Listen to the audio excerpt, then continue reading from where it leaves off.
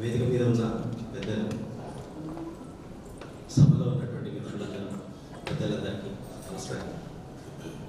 ముఖ్యంగా ఈరోజు చాలాసార్లు పేపర్లలో చూస్తుంటాము, నాగేశ్వర శంకరం గారు, వారి కుప్పల యాదగిరి గారు, చెంగిశెట్టి శ్రీనివాస్ గారు, అన్నవరం దేవేంద్ర గారు, వీళ్ళందరినీ వివిధ పేజీలో, ఆంధ్రజ్యోతి మా ఇంటికి వస్తుంది, వివిధ పేజీల్లో చూస్తూ ఉంటాను. కానీ వాళ్ళందరినీ వేదిక మీద ఒక సహభాగస్వాములుగా చూడడం అనేది ఒక థ్రిల్లింగ్ అకేషన్. దానికంటే ముందరగా ఈరోజు ఈ కార్యక్రమాన్ని నిర్వహిస్తున్నటువంటి హరిదా రచయితల సంఘానికి ముఖ్యంగా, అట్లాగే ఈ పోటీలను నిర్వహించి దాన్ని స్పాన్సర్ చేసినటువంటి సరస్వతిరాజ్ ఈ నవ్య భారతీయ స్కూల్ యాజమాన్యానికి వారికి ముఖ్యంగా ధన్యవాదాలు తెలియజేస్తున్నాను. అంటే చాలామంది వక్తలు ఉన్నారు కాబట్టి కథల యొక్క న్యాయ నిర్ణేతగా నిర్ణయించుకున్నప్పుడు ఒక రకంగా దేవేందర్ గారికి, అలాగే మా మిత్రులు రాజబాబు గారికి ధన్యవాదాలు తెలియజేయాలి. ఇందులో జరిగింది ఏంటంటే 72 కథలు వచ్చాయి. వాళ్ళు చాలా ప్రొఫెషనల్గా దాన్ని డీకోడింగ్ చేశారు. ఎక్కడ రచయిత పేరు లేదు. అది C001, C105, అట్లా 015, తర్వాత B12 అట్లాగా ఉన్నాయి. ఇంత ప్రొఫెషనల్గా చేసినప్పుడు కొంచెం ఒళ్ళ దగ్గర పెట్టుకొచ్చారు. కాలేజీలో 2-3 సార్లు నేను న్యాయనిర్ణేతగా వెళ్ళాను, కానీ అది వేరే విషయం. ఇక్కడ ఎవరున్నారో తెలియదు, ఎక్కడి నుంచి రాశారో తెలియదు. గుణాల గురించి ఒక కథ వచ్చింది. అంటే కథలు ఎప్పుడైతే ఇట్లా 2-3 కథలు చదివిన తర్వాత నాకు ఎందుకో డౌట్ వచ్చింది. అంటే ఫస్ట్ నాకు అసలు ఇది తెలంగాణ భాషలో నిర్వహిస్తున్నటువంటి కథల పోటీ అన్న విషయం నాకు ఐడియా లేదు. ఫ్రాంక్లీ స్పీకింగ్ 2-3 కథలు చదివిన తర్వాత నాకు ఎందుకో దేవేందర్ గారు సార్కి 2 సార్లే మాట్లాడాను. నేను ఫోన్లో మెసేజ్ పెట్టాను, సార్ మీరు ఇచ్చినటువంటి నోటిఫికేషన్, అంటే మీరు ఇచ్చినటువంటి అనౌన్స్మెంట్ యొక్క అడ్వర్టైజ్మెంట్ నాకు ఒకసారి పంపిస్తారా అని పెట్టాను. అది పంపించిన తర్వాత నాకు అర్థమైంది, ప్రత్యేకంగా కథానికల పోటీ, కథల పోటీ అనాలా, కథానికల పోటీ అనాలని కూడా పెద్దలు ఉన్నారు ఇక్కడ. మరి కొంతమంది ఇదేంటంటే ఆ రోజు మాట్లాడుకున్నాం, తర్వాత పర్సనల్గా కలిసేటువంటి అవకాశం వచ్చినప్పుడు కథల పోటీ అనాలా, కథానికల పోటీ అనాలా అని వేదగిరి రాంబాబు గారు ఒక చిన్న ఉద్యమంలాగా తీశారు. యక్షగానంలో కథ ఉంటుంది, సినిమాలో కథ ఉంటుంది, అంటే నాటకంలో కథ ఉంటుంది, అన్నింటిలో కథలు ఉంటాయి. కానీ కథానిక అనేది ప్రక్రియ అంటారు. అది ఎంతమటుకు తెలుసు, పెద్ద సాహిత్యవేత్తలందరూ ఇక్కడ ఉన్నారు, వాళ్ళు చెప్పాలి. శంకరం సార్ కూడా ఉన్నారు. వారి పక్కన కూర్చోవడం అనేది ఒక సాహసమే. ఇవాళ మొన్న మండే రోజు వివిధలో సార్ పెద్ద ఆర్టికల్ వచ్చింది, నా మొదటి కథా సంపుటి అని. దూదిపేడ మీద మంచి ఆర్టికల్ వచ్చింది. దేవుడిపేడకి మా వరంగల్ సహృదయ వాళ్ళు అవార్డు కూడా ఇచ్చారు. ఓకే, అయితే కథల గురించి మాట్లాడుతున్నాం కాబట్టి, పోటీకి వచ్చినటువంటి కథల గురించి మాట్లాడుతున్నాం కాబట్టి 72 కథల్లో బ్రాడ్గా క్లాసిఫై చేస్తే తెలంగాణ సంస్కృతి సంప్రదాయాలు వాళ్ళు ఎట్లయితే నోటిఫికేషన్లు ఇచ్చారో అట్లాంటి రిఫ్లెక్షన్స్ ఉన్నటువంటి కథలు దాదాపు 50 వచ్చాయి. కొన్ని జనరలైజ్డ్గా వచ్చాయి. తెలంగాణ జనరలైజ్డ్గా అంటే తెలంగాణకు సంబంధం లేదా అంటే ఉంటుంది, ఖచ్చితంగా ఉంటుంది. కానీ అది యూనివర్సల్ ఫ్యాక్టర్స్, అది ఎక్కడైనా ఉంటుంది. వేరే రాష్ట్రాల్లో కూడా ఉండేటువంటి సమస్యలు కూడా వచ్చాయి. ఇవన్నీ జడ్జిమెంట్లో ప్రతిగా నేను ఎంచుకున్నటువంటి మార్గం ఏంటంటే రోజుకు 3 కథలు చదవడం. 72 కథలు ఒక రోజు చదివితే జడ్జిమెంట్ ఏ విధంగా ఉంటుంది? రోజుకు పొద్దున్నే 3 కథలు. మా మిసెస్ కూడా ఎక్కడే ఉంది, పొద్దున్నే కూర్చొని చాలా సిన్సియర్గా పరీక్షకి వెళ్ళే విద్యార్థిలాగా 3 కథలు చదివేవాడు. చదివి ఇక మిగతా పనులన్నీ యాక్టివిటీస్ చేసుకుని రాత్రికి ఆ 3 కథలను బాగా హార్ట్ చేసిన కథ ఏంటి అట్లా ప్రారంభించాను. దానికి రిజల్ట్ కూడా పంపించాను నేను.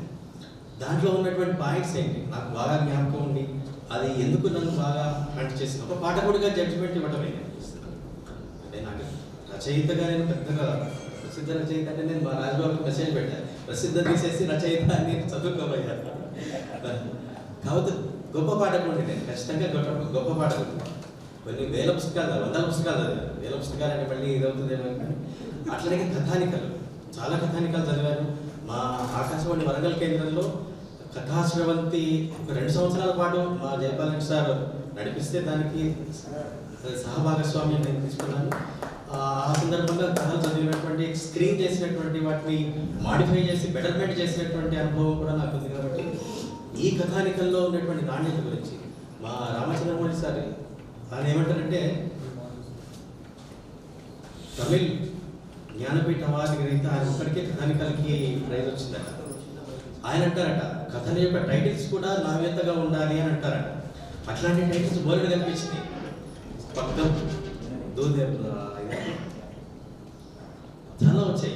పగ్గం అని ఒకటి, తర్వాత గడ్డి బొమ్మ ఒకటి, ఔషధి అర్థం, ఇట్లాంటి నవ్యంతో కూడినటువంటి తెలంగాణ సంప్రదాయానికి భాషకి అంటే తెలంగాణ సంస్కృతికి సంబంధించినటువంటి టైటిల్స్ బ్రహ్మాండంగా వచ్చాయి.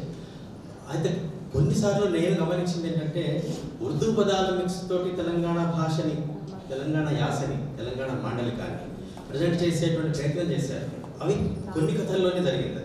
కానీ అచ్చమైన తెలంగాణ గ్రామాల్లో ఇంకా బతికే ఉంది అని చెప్పడానికి చాలా కథలు వచ్చాయి.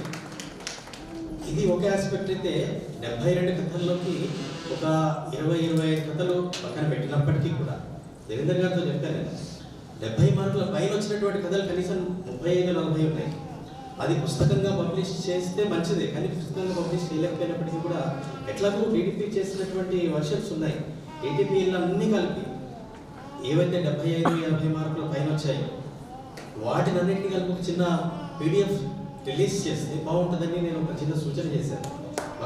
అంటే అది వాళ్ళ పుస్తకం పబ్లిష్ చేస్తే లక్షల ఖర్చు, అది సర్క్యులేట్ చేస్తే ఆ కుర్చీలన్నీ ఉండిపోతుంది, అందరూ వెళ్ళిపోతారు. చదివేటువంటి పాఠకులు నాణ్యతతో కూడినటువంటి పాఠకులు కొంతమంది ఉంటారు.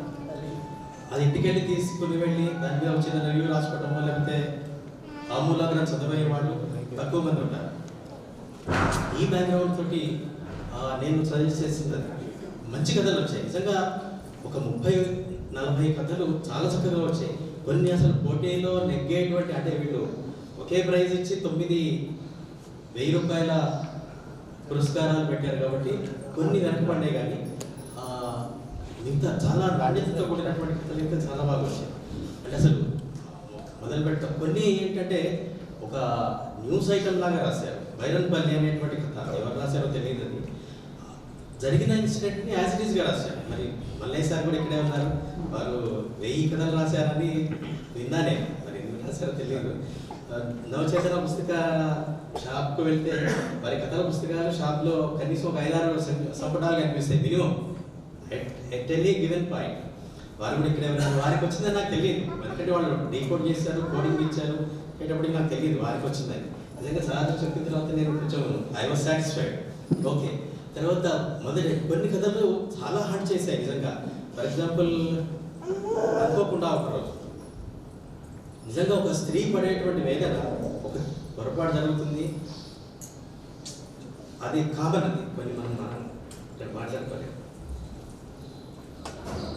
అట్లాగే పగ్గం, అట్లాగే గడ్డి బొమ్మ కథ అయితే రియల్లీ ఎక్సలెంట్గా ఉంటుంది. అంటే ఒక మూగజీవాల మీద ఉన్నటువంటి ప్రేమ ఎట్లా ఉంటుంది అనేది గడ్డి బొమ్మ రిఫ్లెక్ట్ చేస్తుంది. అది అల్టిమేట్లీ ఏది మనల్ని బాగా, అంటే ఎందుకు మనం ఒక కథని ఎక్కువ మార్కులు ఇచ్చాం అంటే ఒక పాజిటివ్ యాంగల్. గ్రామాల్లో అంతరించిపోతున్నటువంటి వృత్తులు, గ్రామీణ జీవితం, గ్రామీణ సంబంధాలు, వీటన్నిటికీ ఒక పాజిటివ్ ఎండింగ్ ఇచ్చినటువంటి కథ. అంటే 2 ఏళ్ళు దాటిపోయింది కాబట్టి కొంచెం నేను ఏదైనా పొరపాటు చేస్తే సార్ క్షమించాలి. 2 months దాటిపోయింది మీకు ఇచ్చిన రిజల్ట్ కూడా. బహుశా ఈ నేపథ్యంలో వచ్చింది ఒక పాజిటివ్ నోట్ తోటి, అంటే ఫ్యూచర్లో మళ్ళీ రివైవ్ అవుతాయి గ్రామాలు అని చెప్పినట్టున్నారు. అట్లాంటి కథలు వస్తే బాగుంటుంది. ఎందుకంటే సమాజంలో చాలా మార్పులు వస్తున్నాయి. అసమానతలు లేవని నేను అనట్లేదు, అసమానతల్లో కూడా రకరకాలైనటువంటి శ్రీశెట్టి శ్రీనివాస్ గారు ఉన్నారు, మరి యాదగిరి గారు ఉన్నారు, నాగేశ్వర శంకర్ గారు ఉన్నారు, దేవేంద్ర సార్ ఉన్నారు.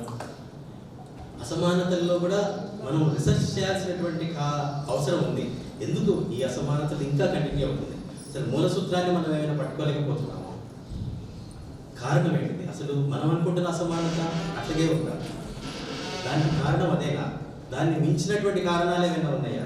ఇట్లాంటివి చూడాల్సినటువంటి అవసరం ఎంతైనా ఉంది, చర్చ జరగాల్సినటువంటి అవసరం ఉంది. ఇవన్నీ మనసులో, అంటే 1 రోజుల పాటు జరిగింది ఈ జడ్జ్మెంట్ అంతా. రోజుకి 3 కథలు, 72 కథలు అంటే యూ కెన్ ఇమాజిన్. ఆ కోర్సులో నా మైండ్లో వచ్చినటువంటి పాయింట్స్ ఇవన్నీ, నేను అబ్జర్వ్ చేసినటువంటి విషయాలు కథల్లో నుంచి. మరి కథకులందరూ కూడా అందరికీ అభినందనలు తెలియజేస్తున్నారు. ముఖ్యంగా బహుమతి విజేత, అట్లాగే కవిత్వంలో కూడా విజేతలు ఉన్నారు. వారిని చమన్ సార్ ఇవాళే చూడటం నేను, వారు వివరాలు ఇస్తారు కాబట్టి అందులో విజేతలు కూడా అభినందిస్తున్నాను.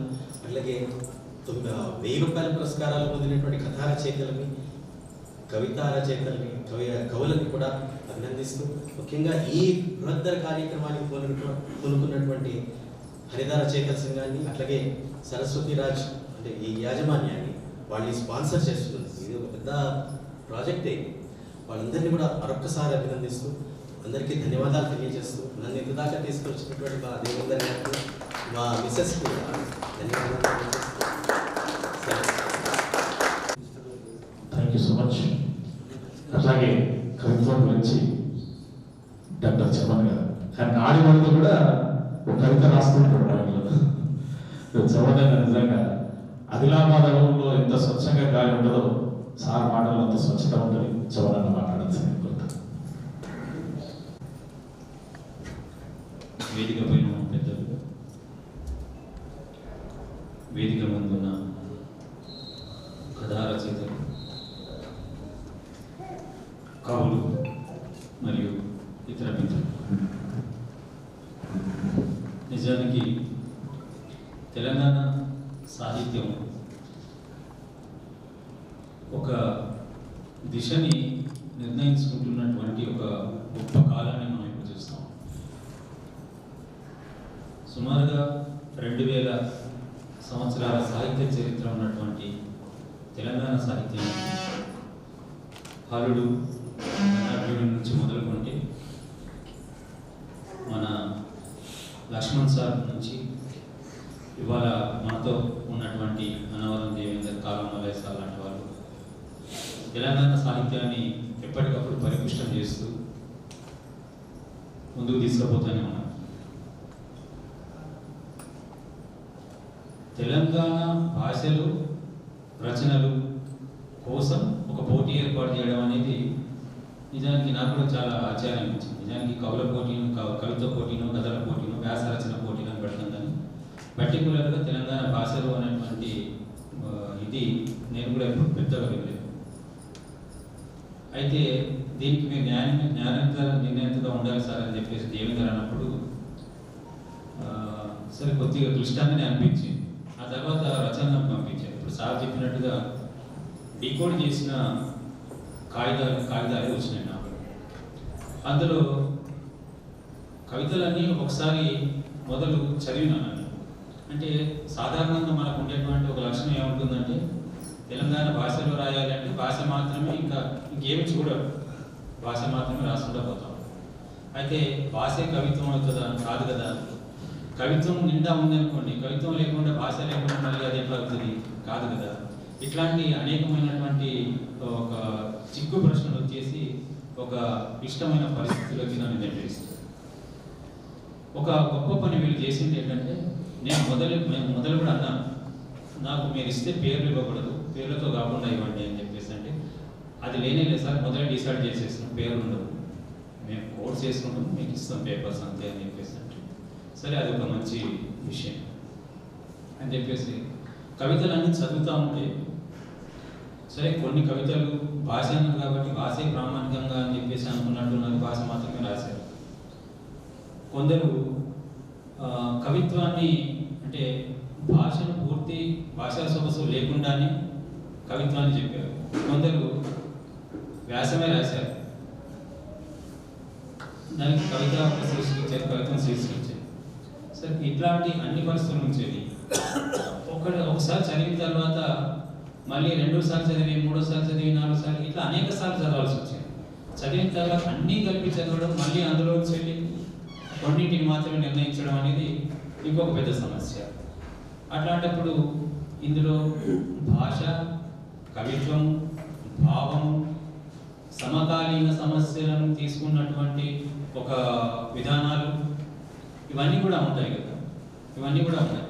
నిజానికి కవిత్వం అంతా చదివినప్పుడు నాకు ఒక అనిపించిన విషయం ఏంటంటే, తెలంగాణ భాష ఎక్కడ పోలేదు.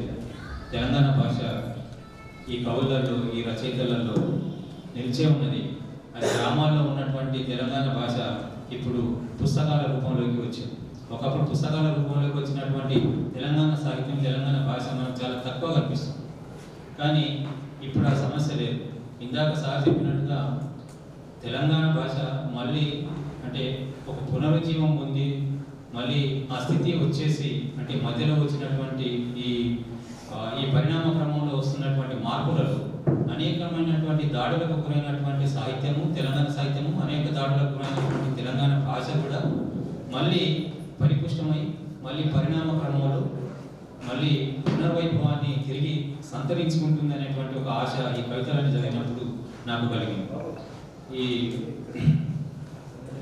ఈ కవిత్వం అంతా కూడా అంటే రచనలు ఇప్పుడు మన కాలమాలయ సార్ రచనలు మేము దాదాపుగా చాలా యుక్త వయసు నుండి చదువుతూనే ఉన్నాము. కాలమాలయం కానీ అలంరాజ సార్ లాంటి వాళ్ళని కానీ చదివినప్పుడు అప్పుడు అలంరాజ సార్, కాలమాలయ సార్ లేదా బిఎస్ రాముడు సార్ లాంటి వాళ్ళు తెలంగాణ భాషలో రాస్తున్నప్పుడు మనకి తెలంగాణ భాషలో వచ్చిన సాహిత్యం ఈ 3-4 కనిపించేది. చాలా తక్కువ మంది రాసేవారు. ఇప్పుడు అట్లా కాదు, అన్ని ప్రక్రియలు కూడా తెలంగాణ భాషలో రాస్తున్నారు. ఇప్పుడు మన అనవరం దేవేంద్ర రాస్తే వ్యాసం రాసిన తెలంగాణ భాష ఉంటుంది, కథ రాసిన తెలంగాణ భాష ఉంటుంది, కవిత్వం రాసిన తెలంగాణ భాష ఉంటుంది.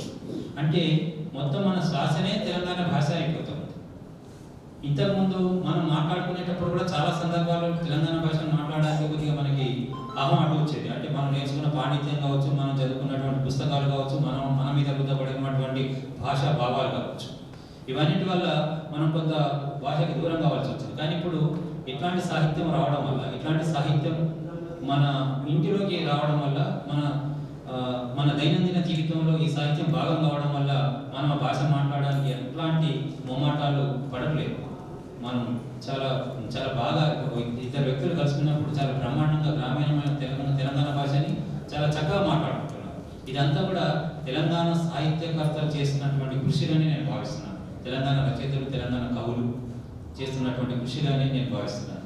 అందులో భాగంగా హరిత రచయితల సంఘము ఈ రోజున ఈ పోటీ ఏర్పాటు చేయడం అనేది తెలంగాణ భాషని మరింత ముందుకు తీసుకుపోయే క్రమంలో, తెలంగాణ భాషను మరింత మెరుగుదిద్దే క్రమంలో చేస్తున్నటువంటి గొప్ప కృషి. ఎందుకంటే నేను తెలంగాణ భాష మీద వచ్చిన కవిత్వం అంతా చదువుతున్నప్పుడు గ్రామాల్లో ఉన్నటువంటి అనేక విషయాలు, అంటే గ్రామాల్లో మనం మర్చిపోయినటువంటి అనేక భాషా సామెతలు అందులో కనపడతాం. అంటే మనం ఏవైతే కోల్పోయినామో, అంటే ఇప్పుడు మాలాంటి వాళ్ళు పల్లె వదిలి పట్టణం వచ్చిన తర్వాత అది ఒక పాలిష్ భాషని మాట్లాడడం నేర్చుకున్న తర్వాత ఇవన్నీ కూడా కొన్ని పదాలే అసలు మన మెదళ్ళ నుండి వెళ్ళిపోయినాయి. అట్లాంటి వెళ్ళిపోయిన పదాన్ని ఇప్పుడు కవులు ఏరి పట్టుకుంటున్నారు. గ్రామాల్లో ఎంత కవిత్వం ఉంటుంది, వాళ్ళు మామూలుగా మాట్లాడే భాష కూడా కవిత్వం ఉంటుంది, వాళ్ళు బూతు మాట్లాడినా కవిత్వం ఉంటుంది. అంత ప్రమాణం మీకు ఎక్కడ బూతులాగా అనిపించదు. మన ఊళ్ళలో బూతు మాట్లాడతారు మన వాళ్ళు, మీరు అది చాలా మీ జీవితంలో భాగంగానే ఉంటుంది తప్ప అది బూతులు కనిపించదు. అది చాలా గొప్ప సామెతల్లాగా, గొప్ప కథల్లాగా, గొప్ప కవితల్లాగా ఉంటాయి. ప్రతి పదము ఒక కవిత ఉంటుంది. సో అట్లాంటివన్నీ కూడా కనుమరుగయ్యే ప్రమాదం ఏర్పడిందేమో అనేటువంటి మాలాంటి భయపడుతున్న తరుణంలో ఇప్పుడు కవులు ఆ పదాలన్నీ పరిగలేరున్నట్టు ఏర్పొచ్చి ఇప్పుడు ఈ పీఠాల మీద, అంటే మన వేదికల మీద బహిరంగంగా ప్రకటిస్తున్నారు. వాళ్ళందరికీ కృతజ్ఞతలు తెలుపుకుంటూ ఈరోజు కవిత్వంలో, కథల్లో బహుమతులు పొందిన అందరికీ కూడా కృతజ్ఞతలు తెలుపుకుంటూ సెలవు తీసుకుంటున్నాను. నమస్కారం. ఈ సభ కూడా ఎట్లా అంటే త్రివేణి సంగమంలాగా నడుస్తున్నది. కథలు, కవితలు, తర్వాత పురస్కారాలు. ఇంకొక ఆప్షన్ కూడా ఉంది. నేను కాంపిటేటివ్ ఎగ్జామ్స్కి ప్రిపేర్ అవుతున్న రోజుల్లో జనరల్ నాలెడ్జ్లో క్వశ్చన్ చదువుతున్నప్పుడు నాకు బాగా అట్రాక్ట్ చేసింది. సత్యార్థ ప్రకాశిక రచయిత ఎవరు అని ప్రశ్న. సరే చదువుకున్నాం, దయానంద సరస్వతి అని రాసుకున్నాం. అసలు ఈ పుస్తకం గురించి ఎందుకు అడగాల, ఏమన్నది? అప్పుడు ఆ పుస్తకాన్ని చదివిన తర్వాత అర్థమైంది నిజంగా మన సమాజం ఏ పరిస్థితిలో ఉంది, మనలో ఉన్న మతవాదం ఎట్లా ఉంది, అసలు లౌకిక భారతదేశం అంటే ఎట్లా ఉంటుంది అనేది లౌకిక భారతదేశం కోరుకునే వాళ్ళు ఖచ్చితంగా చదవాల్సిన పుస్తకం సత్యార్థ ప్రకాశం. సో ఈ సంవత్సరానికి చాలా స్పెషాలిటీస్ ఉంటాయి. 2025 దాశరథి గారి శత జయంతి. బిరుదరాజు రామరాజు గారి శత జయంతి, అదేవిధంగా స్వామి దయానంద సరస్వతి గారి ద్విశతాబ్ది 200 ఈ సంవత్సరానికి. సో ఇంత చరిత్ర పురుషుల గురించి దేశమంతా అడలెత్తించాలి. ఎందుకంటే దేశానికి మార్గనిర్దేశనం చేసింది. తప్పును తప్పు అన్నాడు, ఒప్పును ఒప్పు అన్నాడు. అట్లాంటి వ్యక్తిని అసలు నాకు తెలిసి ఈ గడ్డ మీద ఉండిన మహాపురుషుల్లో టాప్ 10లో మహర్షి దయానంద సరస్వతి ఉంటాడు. కానీ ఆయన గుర్తింపేది, ఆయన గురించి చర్చలేంటి ఎక్కడ కనబడదు. నేను కూడా కొంతమంది ఆర్య సమాజ మిత్రులతో కలిసి చాలాసార్లు చర్చ చేసాం, ప్రోగ్రామ్ చేద్దాం దయానంద సరస్వతి గురించి. కానీ నాకు స్పందన రాలేదు. స్పందన రాకపోయేసరికి నేనే బాగా ఆలోచించి ఆర్య సమాజ సిద్ధాంతంతో దయానంద సరస్వతి స్ఫూర్తితో పనిచేస్తున్న ఓ ఇద్దరికి మనం ఈ సందర్భంగా సత్కరించుకుందామని చెప్పేసి ఆ కార్యక్రమాన్ని కూడా మనం ముందుకు పెట్టుకున్నాం. ఇద్దరు మిత్రులకి ఆ పురస్కారాన్ని మనం ప్రదానం చేయబోతున్నాం. ఇది మొదట్లో చెప్పడం నేను వచ్చాను, అందుకే దాన్ని ఇప్పుడు చెప్పాను. సో సాహిత్యం అనేది ఒక బాధ్యత. దయానంద సరస్వతి గారి గురించి కూడా అందరికీ తెలియజేయడం కూడా బాధ్యత. ఎవరన్నా సత్యానంద ప్రకాశంగా చదవకపోతే ఖచ్చితంగా చదవండి. డెఫినెట్గా మన గొప్ప మార్పు వస్తుంది, మన ఐడియాలజీలో ఖచ్చితంగా వస్తుంది.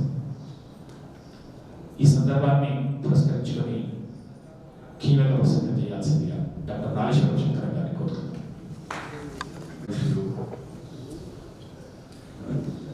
ఆత్మీయులు కనపనం దేవేందర్ గారు, అలాగే ఒక మంచి సినీ గాయకుడుగా ఉన్న యాదయ్య గారు, మా జిల్లాలో గాడ్ ఫాదర్ ఏమైనా ఉన్నాయంటే పంచరెడ్డి గారు.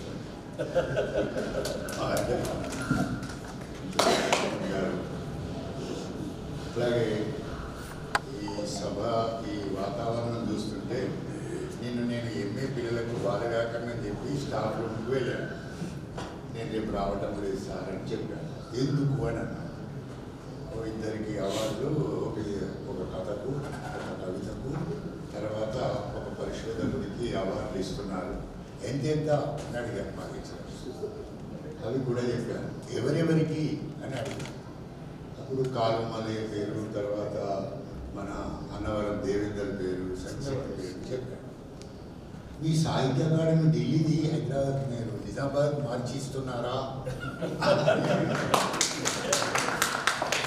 అనగానే నేను చాలా సంతోషపడ్డాను. సాహిత్య అకాడమీ రావాల్సిన వాళ్ళే వీళ్ళంతా.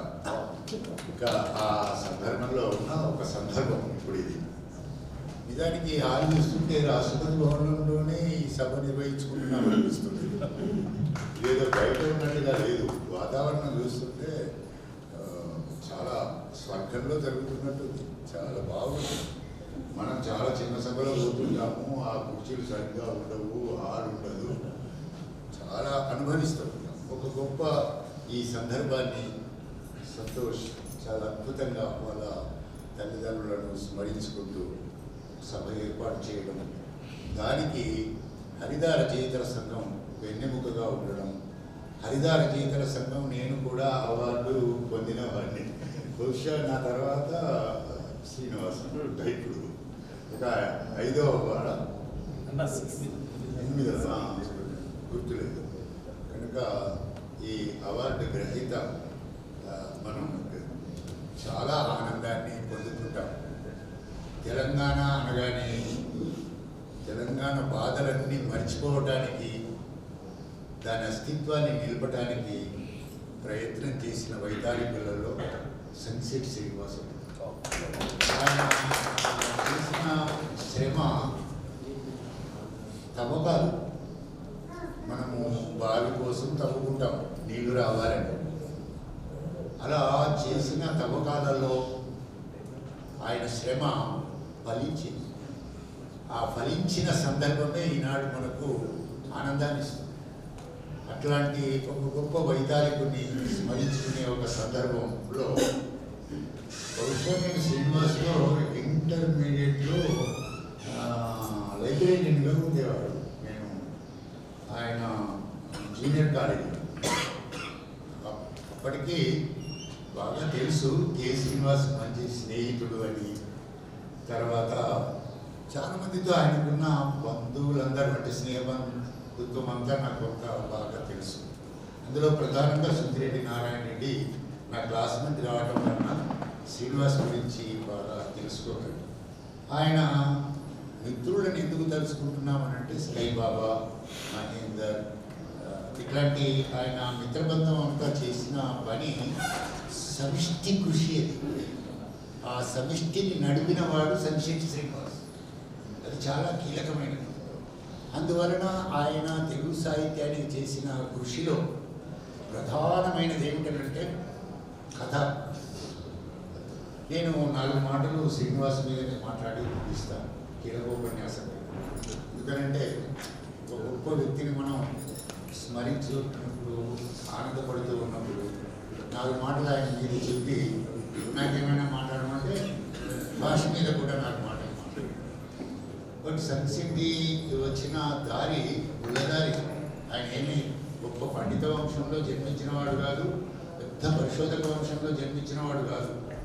ఆయన అతి సాధారణమైన కుటుంబంలోనే జన్మించినవాడు. కానీ ఆయనలో ఉన్న ఆగ్రహం చాలా బలమైనది. నంబర్ 1 ఆగ్రహం ఏమిటంటే తెలంగాణ స్టూడెంట్స్ ఫెడరేషన్ ప్రారంభించినవాడు. అది చాలా కీలకమైనది. ఉస్మానియా విశ్వవిద్యాలయంలో 1991లో మనకు రాష్ట్ర అవసరం సందర్భంగా ఉస్మానియా ఆర్ట్స్ కాలేజీ పైకెక్కి ఆ జెండాకు బదులు నల్ల జెండా ఎగరేసిన వాడు శ్రీనివాస్. అంటే ఈనాడు మనము చదువుకుంటున్న అన్నింటికి ఆయనకు వ్యక్తిగతంగా కూడా తెలంగాణ పట్ల అపారమైన ప్రేమ ఉన్నదనడానికి ఈ 2 మాటలు. మరొకటి ఏమిటంటే మనకు మొదటి నుంచి ఎప్పుడు డిబేట్ జరుగుతూ ఉంటుంది. మీకు కవిత్వం లేదన్నారు. అప్పుడు సురవరం ప్రతాప్ రెడ్డి వచ్చాడు. ఏం చేశాడు మనందరికీ తెలుసు. 354 మందితో గోల్కొండ కవుల సంచిక తెచ్చాడు. తేవటంతో ఏమైపోయింది, నల్ల ఒకలైంది కదా. ఆ తర్వాత ఉద్యమం నడిచేటప్పుడు ఏమన్నా మీకు కథ లేదు అన్నాడు. ఆ సురవరనే శ్రీనివాస్గా అవతరించాడు. మా కథ లేదా? ఇంకొకటి 56కు పూర్వమే మా కథలు ఎన్ని ఉన్నాయో దస్త్రం విప్పాడని. అందులో 1700 కథలు మనకు 56కు ముందే తెలంగాణలో అచ్చు అయినాయని సంకలనాలతో సహా ఆ పుస్తకం ఇచ్చారు. దానికి నోరు తీసుకున్నాడు. కాబట్టి మనకి ఈ పద్ధతి జరుగుతూ ఉంటే పరిశోధనా రంగంలో చేయవలసిన కృషి కూడా మన మీద ఉంది కనుక తెలంగాణ పత్రిక కూడా చాలా మనం ఎలా ఉన్నామో మన పత్రిక కూడా చాలా తక్కువగా చూస్తాం మన ప్రాంతాలలో.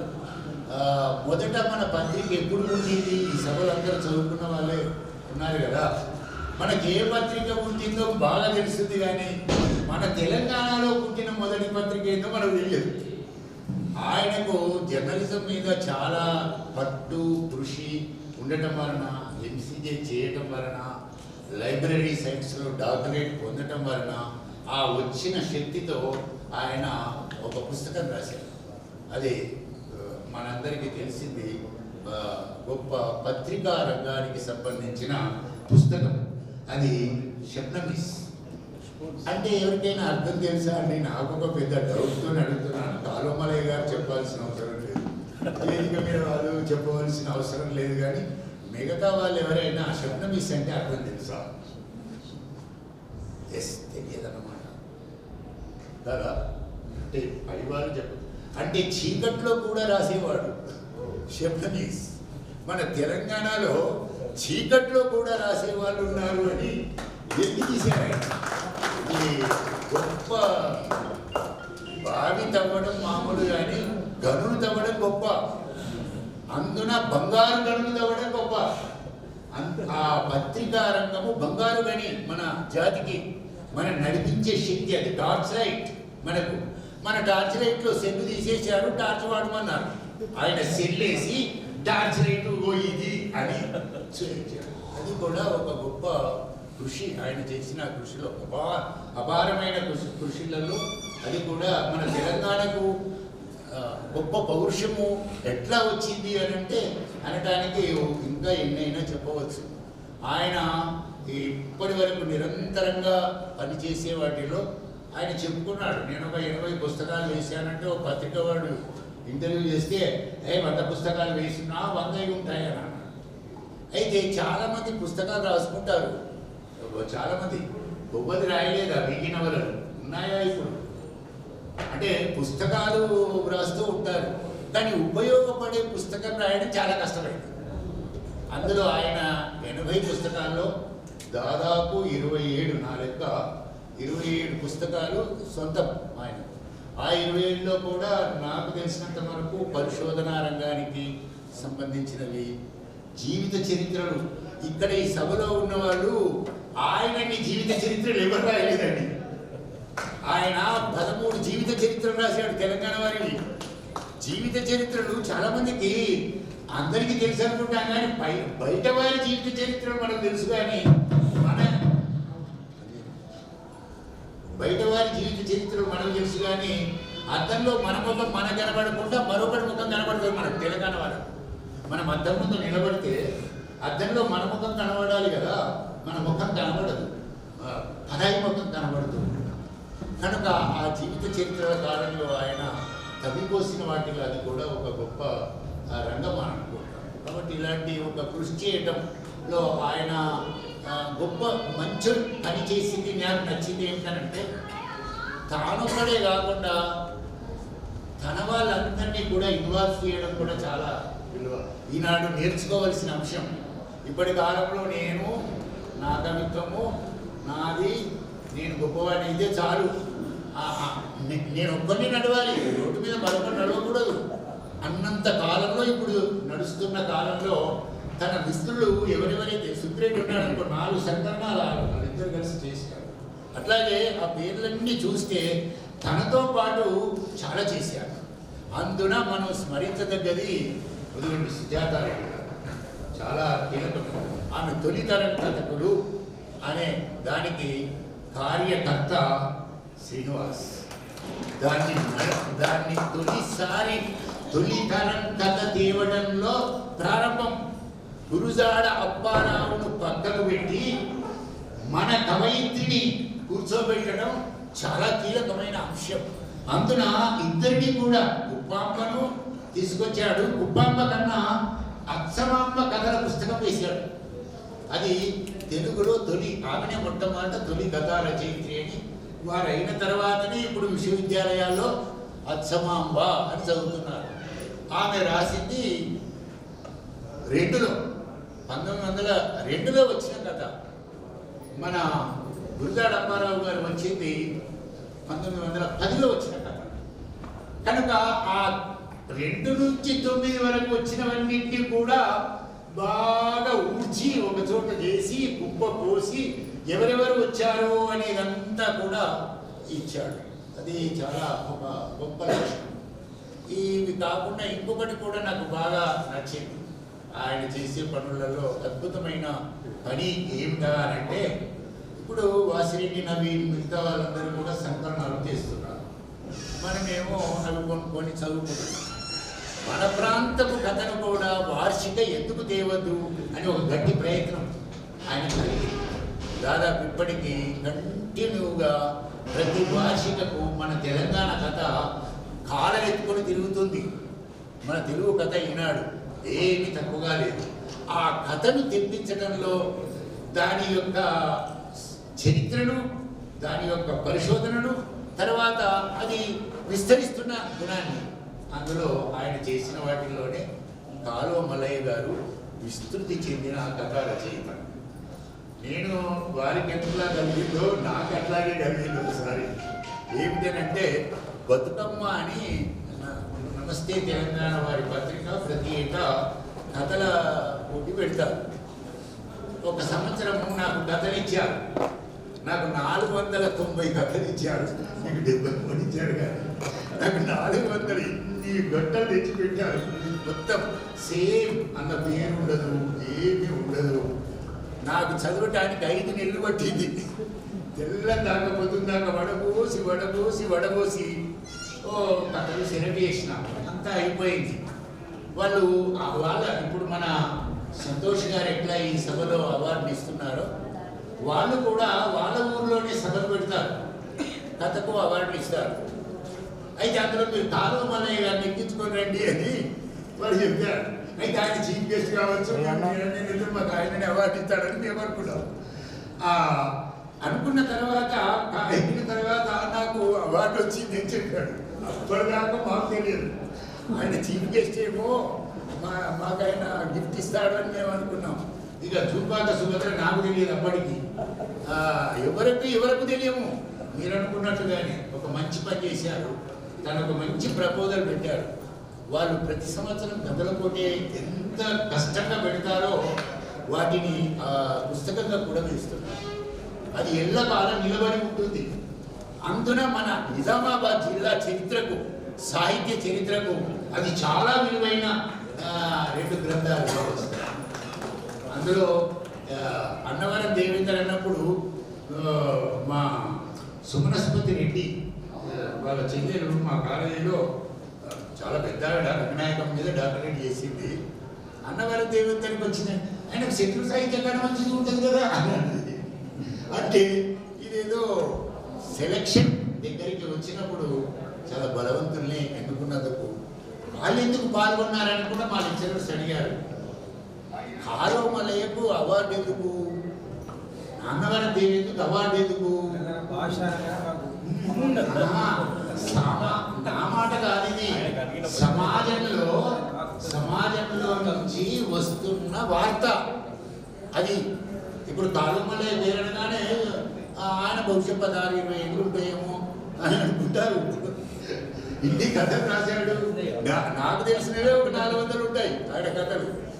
ఆయన మహానది కదా.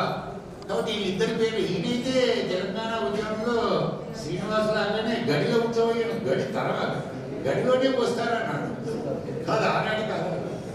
కాబట్టి గడిలో చూస్తే ఉత్సవం కాదు, గడిలో పోయడం అనేది ఇంపార్టెంట్. కాబట్టి ఈ సభలో అవార్డు పొందిన వాళ్ళు కానీ హరిద ఒక పరిశోధకుడు, ఉత్తమ పరిశోధకుడు. నిజానికి నేను పోల్చినది కరెక్టే. సురవరం ప్రతాప్ రెడ్డి గారి భావజాలం శ్రీనివాసులో ఉంది.